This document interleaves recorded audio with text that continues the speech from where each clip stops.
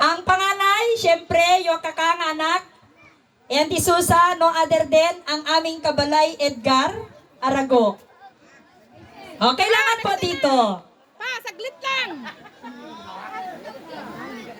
Ang pangalawang anak po ay si Ate Dali Arago Monteclaro.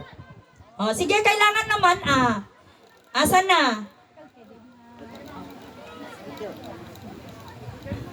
Okay, ang pangatlo ay si Kuya Bongbong. Asan na si Kuya Bong? O, alam ko, kumpleto ang mga anak ni Auntie.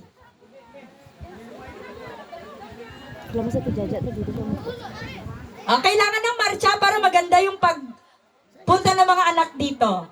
Okay, ulitin ko. Ang panganay po ay walang iba kundi si Edgar Arago.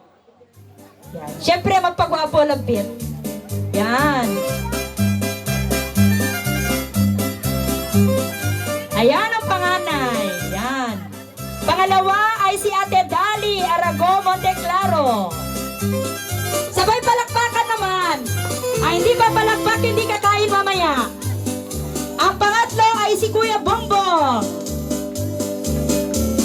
Ang pang-apat ay si Kuya James. Yan.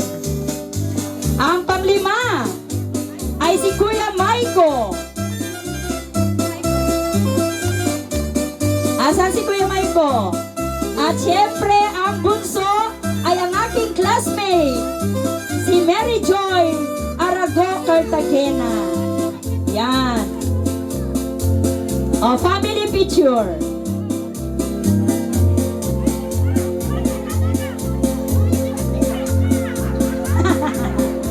Ayan, ang supportive pelay, kabalay. Yan.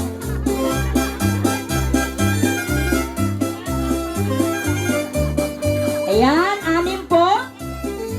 Ang anak ni Auntie Susa, yan. Sino ang gwapo sa 4 na lalaki?